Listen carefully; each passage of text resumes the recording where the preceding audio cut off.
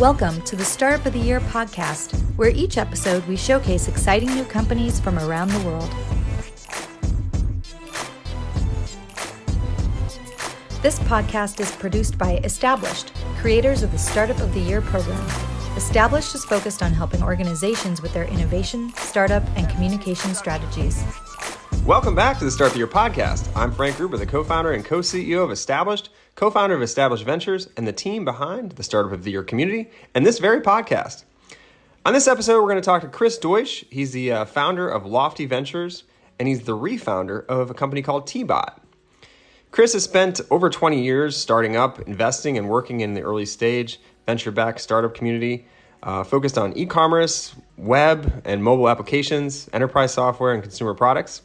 He's the founder of Lofty Ventures, and he's building long-term relationships with Chicago's next generation of passionate and brilliant founders by supporting them through investment and along the way until they eventually turn into investors themselves. He's also currently the refounder of a company called teaBOT. It's a T-robot, basically. And it's backed by Y Combinator. He's also on the board of directors for that company. And he's also heavily involved in Chicagoland and the philanthropic community there. And he's also on a bunch of boards. So looking forward to this conversation. But before I jump into the interview here, I wanted to make sure that I shared another segment where we're highlighting a startup in our community. Today's episode, the company is Rex Academy, which offers a concise, turnkey computer science curriculum and learning platform designed to prepare students with 21st century skills. Rex Academy's project-based curriculum prioritizes student success through individualized experiences. It features automatic graded assessments and courses designed to be taught by non-experts while making it easy to bring world-class computer science instruction to a workforce development organization or school. If you want to learn more about Rex Academy, simply go to rex.academy to learn more. That's the domain. I love that they got that extension. I didn't even know you could do that. It's rex.academy, and that's it. Rex.academy to learn more. All right, let's jump into that conversation with Chris Deutsch. All right, hi, Chris. Thanks so much for joining today. Yeah, thanks for having me, Frank. Appreciate it. Yeah, definitely. So just want to jump in, for those of you that aren't familiar, you've been investing in the entrepreneurial space here for a little bit and wanted to try to figure out, because you've been doing this so frequently, and I just wanted to figure out where to start. So maybe for our listeners, if you could just maybe tell us a little bit about your work at Lofty Ventures, and then we'll kind of jump in a little deeper. Yeah, Lofty Ventures is a platform that I created just about a decade ago to be my vehicle for angel investing. And it really just started as my holding company, my LLC. And as I moved more to full-time into angel investing, I have used it to build a platform to support the founders that we back. And today, Lofty Ventures is 124 founders at 70 companies. 86% are in Chicago, 69% are led by underrepresented founders, and we've had 5 exits. Wow. So when did you start then? That's 70 investments. When did you make your first investments? Just so we get a sense.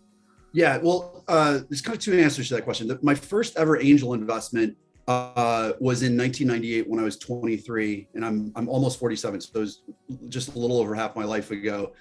But I really I did like a half a dozen investments between 98 and 2013, which is when I moved back to Chicago, which is where the Lofty story really picks back up, or picks up, I should say. In 2014, I made my first Chicago investment for an early stage founder in Chicago. And that was, I sort of jokingly call my gateway drug to Chicago tech investing. And that's what's turned me into a real Chicago-focused first check to seed angel investor. Okay. So what inspired you to jump into investing? Did you have, what was your background? Did you have a company you founded, or what was the kind of inspiration? You saying like way back in 98? Yeah. Yep. Okay.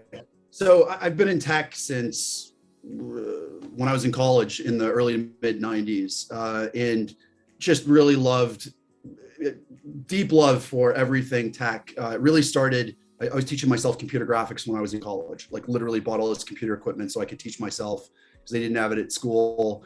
It was right around the web was sort of being started and developed, and I was building web pages along with like doing computer graphics and stuff. And then after that, I was doing a bunch of internships over the summers. And after I graduated college, I was building web pages for a year in Chicago. And then I moved out west in '98 to help my cousin build one of the first e-commerce platforms. I was part of the founding team of a company called vStore/vCommerce.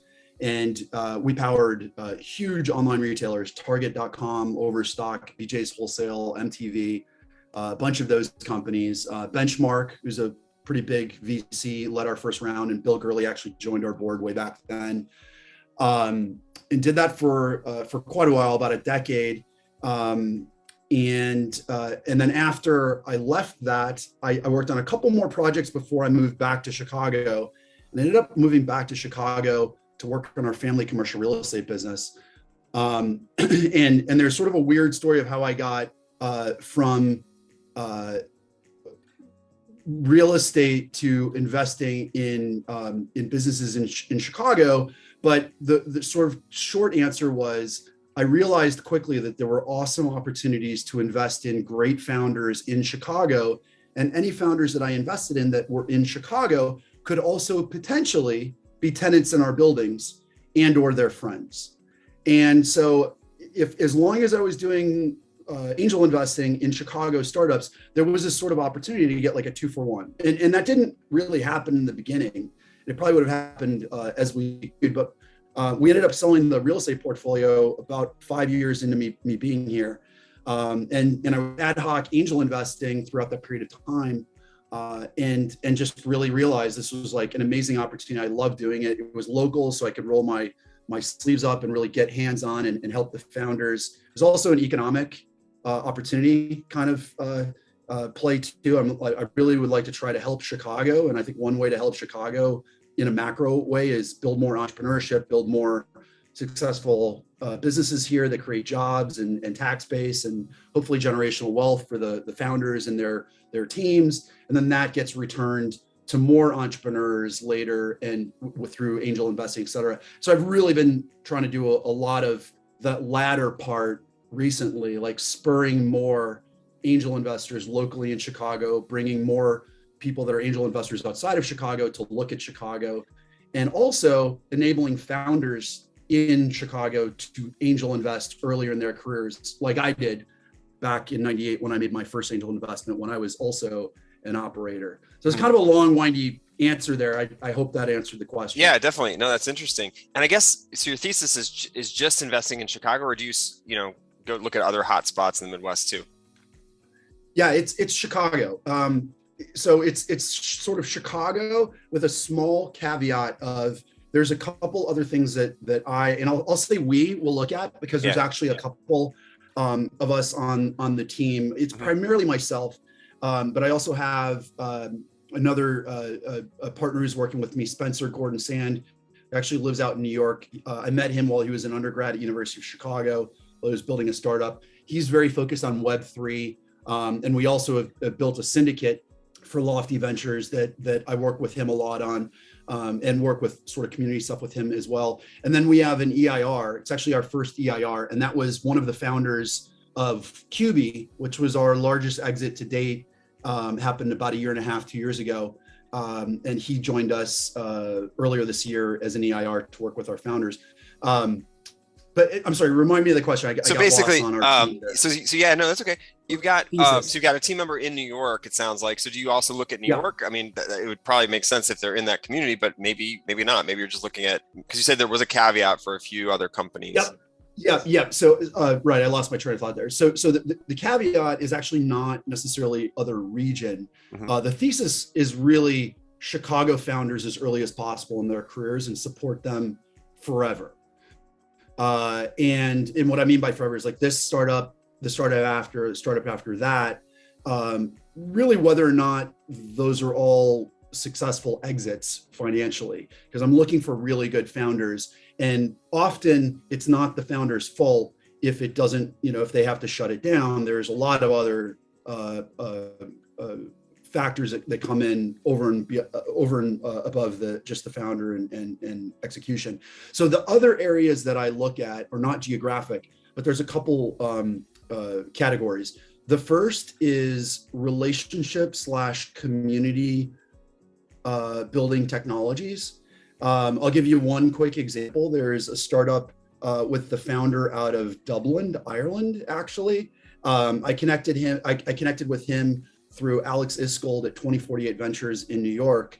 I actually saw he was making intros on it off of his website to his founders, and I asked him how he was doing that. And he introduced me to Connor, who's the founder of Bridge, and I was absolutely blown away. It's just a really efficient and great way of making introductions, a faster way. It gives you feedback. It's incredible. I use it daily.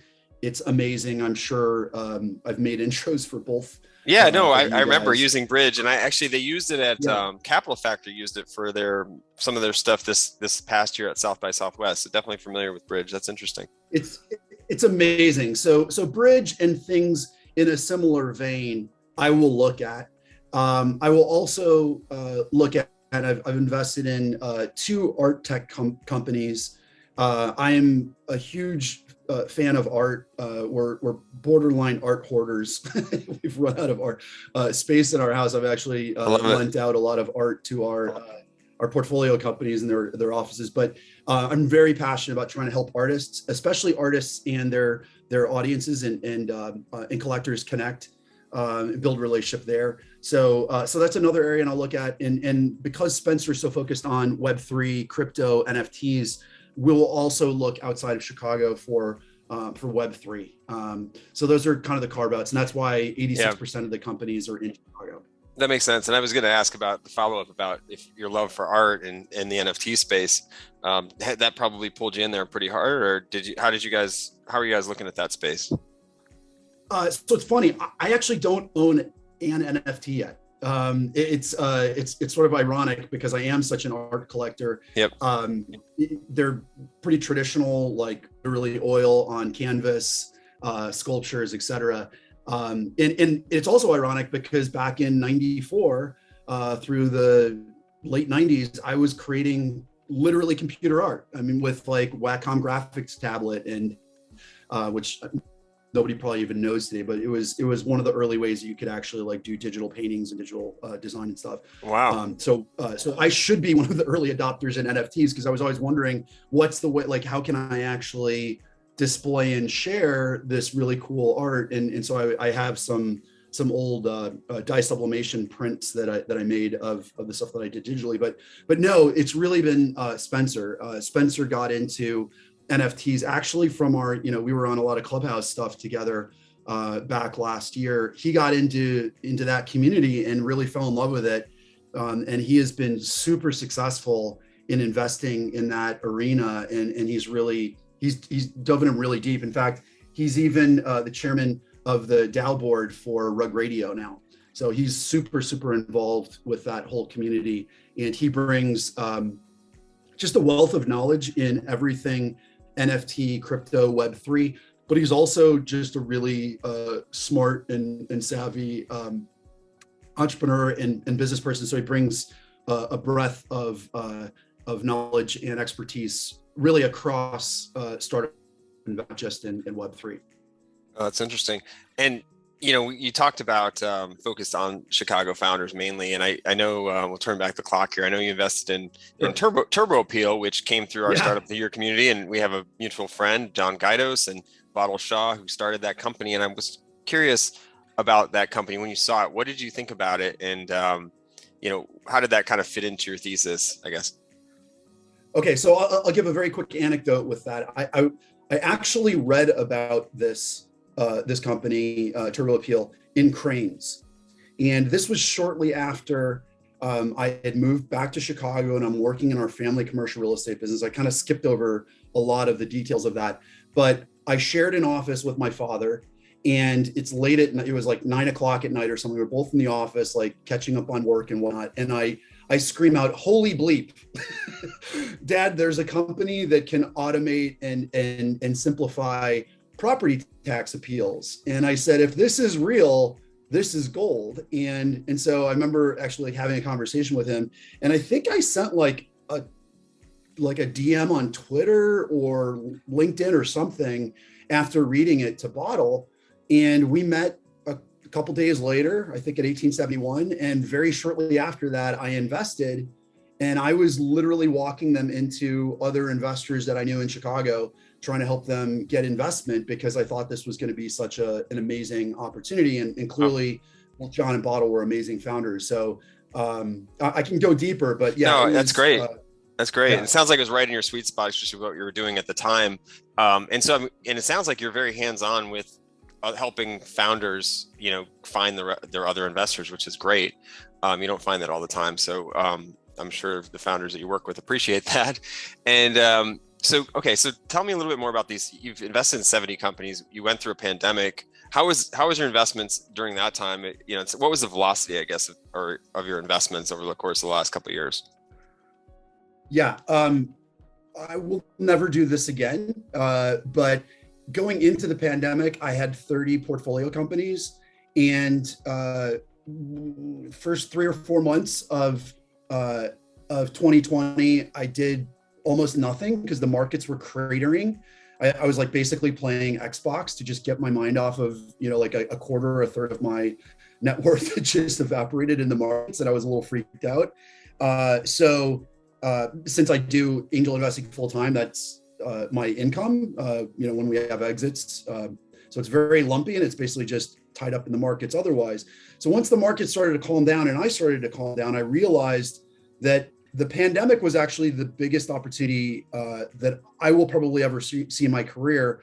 I'll argue that the day that the World Health Organization declared a global pandemic was the first time in the history of human civilization when in 24 hours, all people on Earth, their lives changed, because we're so interconnected today. And so, within a day of them making that announcement, consumer behavior and business practices globally shifted overnight and forever. And that's when I said, this is a massive opportunity. I need to go super hard and fast to find the best entrepreneurs that I can, mostly, not exclusively, but mostly in Chicago, that are already moving or have pivoted to where the puck is now going. And that's what I did. And I doubled the portfolio in 2020. So really from like April to December, I doubled from 30 to 60 companies, and I deployed more capital that year than the prior 6 years combined. So I was doing about a deal a week. Actually, it's more than that, because I did some follow-on too. So I did a new startup investment per week on average for about 8 months. I will never do that again, because it's crazy. It's just not. In fact, I'll give you one crazy example. There's a company called Anthill, which I was lucky enough to squeeze in at the last second in their first round. And within 4 hours of my first conversation with the founder, who's amazing, I had already signed docs and wired money.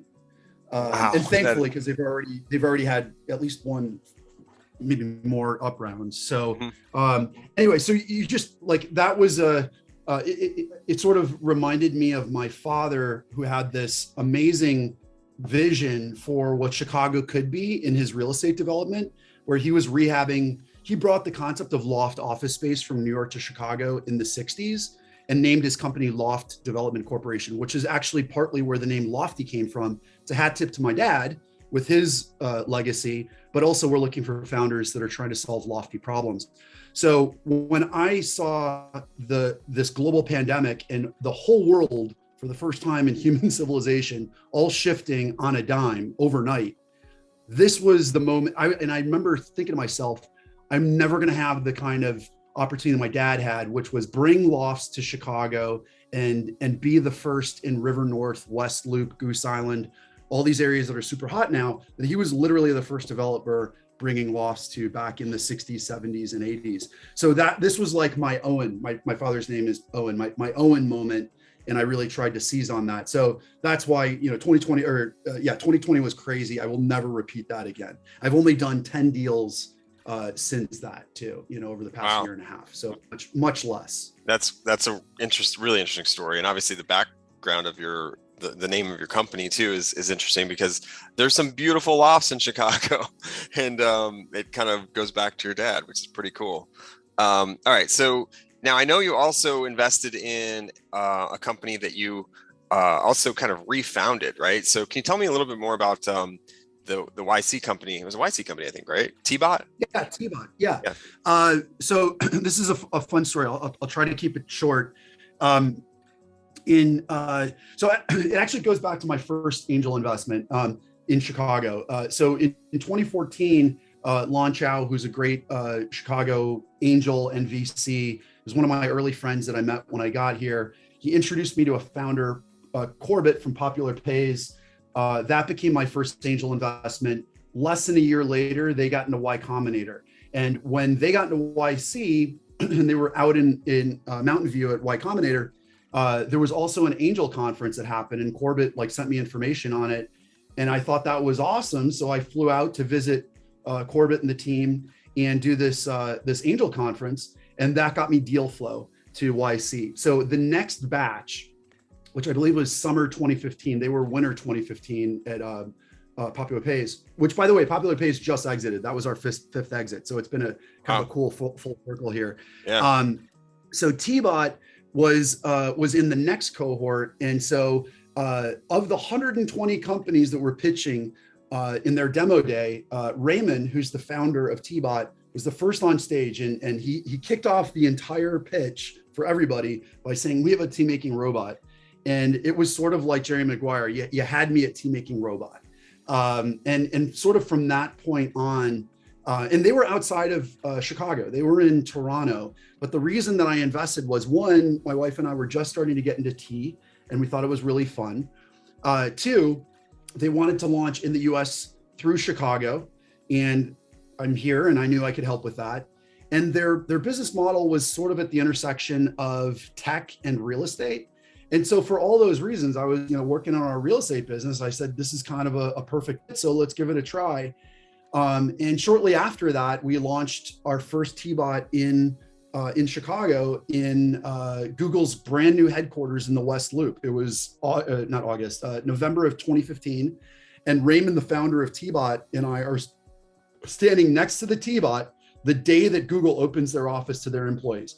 And so if you've ever been in a Google office, you can imagine it's amazing. It's like Disneyland for geeks, right? I mean, just every kind of cool thing ever is in there. And so they're super excited walking around. And then they get to the teaBOT, they totally freak out.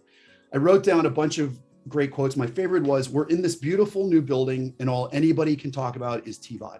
So I literally more than doubled my investment after that. And over the next 7 years, I just got more and more involved. I joined the board.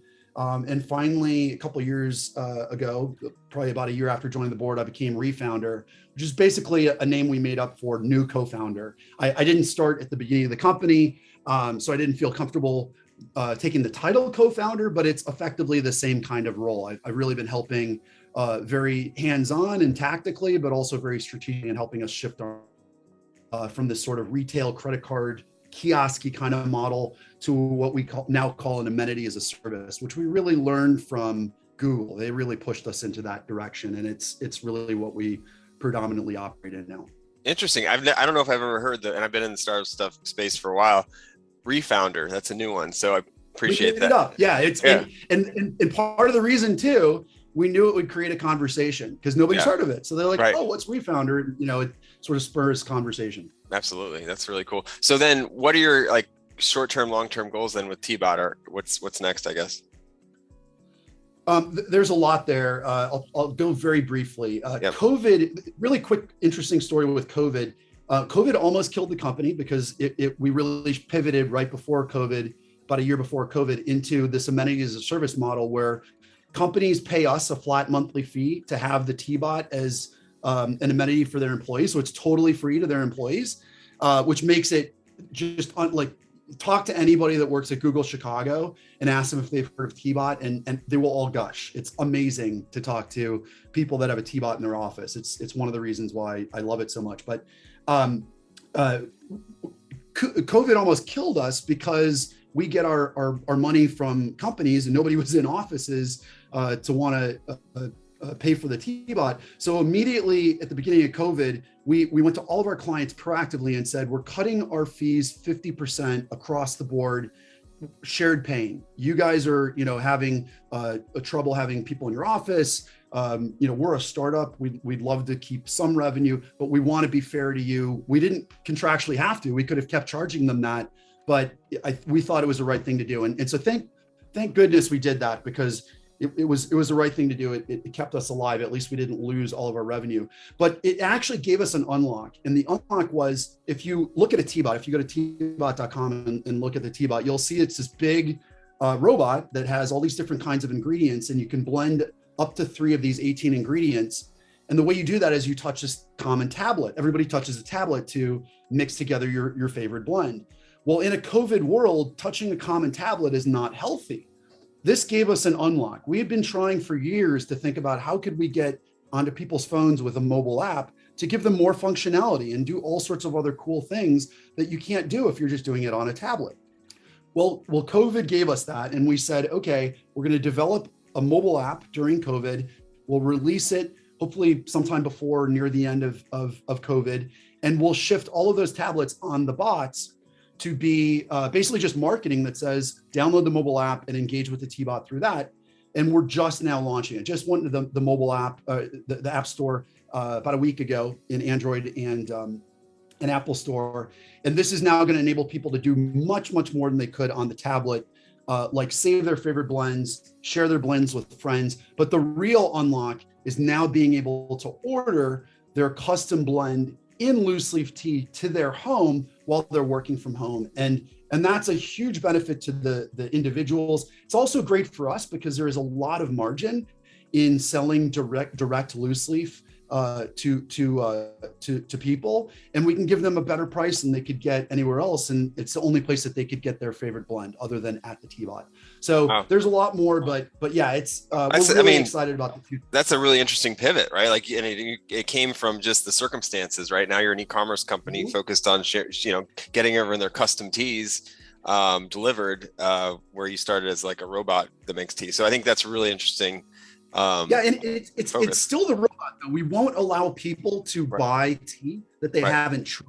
So you can download the app. You won't be able to buy tea until you've tried it at the bot. Because what we learned with having retail at the bot is we don't want people to pay money for something that they don't like. Right. So if they try it for free at the bot and they know they love this 30% amaretto cherry, 20% peppermint, 50% cacao, which is my favorite blend, then they're going to want to pay $20 for that because they love it and they're excited for it. But if they pay $20 for a blend and then they try it and they hate it, it's a horrible experience. They'll never come back. Yeah, customer service wise, maybe a nightmare if you did it the other way. So it's really smart. Yeah. Okay, let's switch gears a little bit. I love the teaBOT, and I'll have to next time I'm in town check it out and try to get my favorite blend blended and order some. But in the meantime, I wanted to just dive in here and ask a little bit about your angel investing journey, and maybe more for like anybody that's listening that is on the sidelines. I know you work with others that are early angel investors, and maybe share a little bit more of like, if you're on the sidelines and you have the ability to invest, what should you do? Like, what's your first step, right? Like, and then your next step, and just kind of break it down for us, for anybody that's like listening and wants to get involved. I love this question. It's a huge part of what I'm really focused on today, is trying to get more people involved in angel investing, especially in Chicago, because that's where I am. And we need more first check writing angel investors in Chicago. But really, as I said, I did my first angel investment in 1998 when I was 23, and I'm almost 47. So it's a long journey. It takes a long time to learn this. So my best advice is, one, and I don't make any money from this. I actually don't even know, I barely know Jason, but buy Jason Calacanis's book, Angel. It's a fantastic book. There's only one thing that I disagree with it. There's one point in it, he goes, if you want to get into angel investing, you have to move to Silicon Valley. I 100% disagree with that. Obviously, my thesis is investing in Chicago founders. But other than that, and I think he would probably revise that today. I think that's probably evolved. It's a little bit later, a little bit older, but that's a great book to give you a good sort of basis and foundation and help you think very tactically about what to do. So like another great next step is think about how much money you're willing to invest over the next 3 years. You really need to think of all of this money as I'm never going to see it again, right? That's hard to say, but it's true because in theory, you could lose every investment that you make in angel investing. The way around that typically is really kind of two things. One is doing a good job of getting deal flow and picking the right businesses. But second and most importantly is having a portfolio, having enough investments where a bunch are going to go out of business, some are going to do okay, and then you're going to have like one, maybe two that return all of that money, and then hopefully a bunch more. So if you say over the next 3 years, I'm willing to spend $25,000, not per year, but over those 3 years. Okay, cool. So that means this year, next year, and the year after that, I'm going to put about $8,000 to work. So what that turns into is make basically a dozen $2,000 investments. And there's a couple different ways you can do that. You can do that on AngelList. You have to be accredited on AngelList, meaning you have to have an X amount of assets in the bank or your salary. You can look into what accredited investor means offline. Or you can do things that are crowd-funded equity campaigns. Like Republic is a good example. We actually have one of our portfolio companies that just opened a Republic campaign this week. It's went forever. And actually, ironically, they went through Jason Calacanis's launch program, which we invested, and we did a syndicate, which is another way that angels can invest. We did a syndicate for them in Q1 of this year. So that's sort of an interesting wraps all those pieces together. So one of the things you really need to think about is not how much money do I want to invest in this startup that I just saw. Don't do that. Don't put all your eggs in one basket. Say over the next 3 years, I'm going to invest in 12 companies, and for those 12 companies, the total amount that I want to invest is X amount of money. Then you just do the math. Maybe it's $100,000. Okay, now you're doing, like $10,000 investments, plus or minus for those investments. But you really want to get to 10 to 12 investments in 3 years. If you can do that, then you'll have portfolio. Something else you can do if you want to learn more, go to our website at loftyventures.com, LOFTY ventures.com. We have a section on there called Syndicate, which is actually really mislabeled. We're going to change that to Angel Community. We're creating a free angel community where people can learn about angel investing on events that we're hosting, whether they're Zooms, chats, looking at pitches, talking about how to evaluate startups. And if people want to sign up for our syndicate, they're welcome to, but absolutely zero pressure for that. We're really just trying to help angels think about angel investing early in their career. What I call this sort of angel curious. So I really appreciate you asking that question, Frank. I think angel investing can be very daunting. So I think the best thing that you can do is like literally buy Jason's book, Jason Calacanis's book, Angel. Look to other people that you know that maybe are doing angel investing and sort of learn from them. And then if you'd like, you're more than welcome to sign up for our community and we'd love to help you. It's totally free. Love that. That's really great. And it's interesting. I definitely know Jason read the book and I think it's super helpful. So that's great advice. And I love the advice of just something I tell people too is like, how much do you want to lose? Think of it as loss before you get going because you don't know how it's going to go. So great advice for anybody on the sidelines trying to get in and get involved. So, all right. So this there's one other, I'll give just one other point too. And this is really important. You have to ask yourself, why do you want to do this? Mm-hmm. Because the why behind why you're going to get involved with angel is going to influence every aspect of your angel investing. So is it, you really enjoy investing, like you just think the concept of looking at lots of different startups and evaluating those startups is really fun? Is it because you want to get like huge returns? Is it because you're retired and you want to be around these young entrepreneurs that have all this energy and passion? Do you really enjoy mentoring? Maybe you've had some successful businesses and now you want to return, sort of pay it forward and give a little bit to the next generation. Like getting really in touch with the why behind doing it is really important. And it can be multiple aspects across those different things, or even other answers that I didn't bring up. But really being in tune with that why is going to help you craft what your strategy should be. So I think that's a really important first step. And then the next step is like, tactically, how do I want to do this? Yeah, no, that's great. And it obviously it'll impact, like, do you want to be an impact investor? What are the kinds of companies you want to look for? Like, exactly. What do you like? Maybe there's a like there about like the theses you're looking for. So definitely good points. Thanks so much, Chris.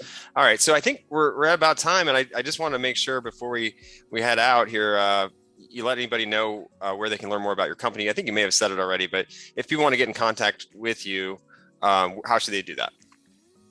Yeah, so you're welcome to reach out to us on the website, Lofty Ventures, LOFTY Ventures.com. You can find us on Twitter at Lofty Ventures. You can find me on Twitter, Chris_Deutsch, DEUTSCH. Feel free to DM me. You can connect on LinkedIn. But if you connect on LinkedIn, by the way, just send a message including that you heard us on Frank's podcast, because I do get a lot of inbound, and that would help frame it a little bit. But perfect. I also do need to say, Frank, thank you so much for all that you've done for the startup community globally, nationally, and even in Chicago, all the way back to your tech cocktail, even before I got back here. I'm really bummed that we weren't here at the same time in the ecosystem, but you've really done so much for tech globally and locally, and the community really just can't thank you enough. Oh, thank you so much. I appreciate that. I just got an alert a couple days ago. It was 16 years since we hosted our first tech cocktail event. So kind of funny. It's come such a long way, and I mean, it's amazing to see what's been happening in Chicago. So thanks so much for joining us and doing what you're doing in Chicago, and appreciate you taking the time and sharing this advice for anybody that's interested in the startups you're investing in, or just getting off the sidelines and getting involved, whether it be in Chicago or wherever they are. Yep, absolutely, for sure. Thanks so much, Chris. I always love catching up with my old colleagues in Chi-Town, Chicago, my old neighborhood, and some great advice from Chris Deutsch. Everything from how to become an investor to the things he's looking for in startups for all those startup founders out there.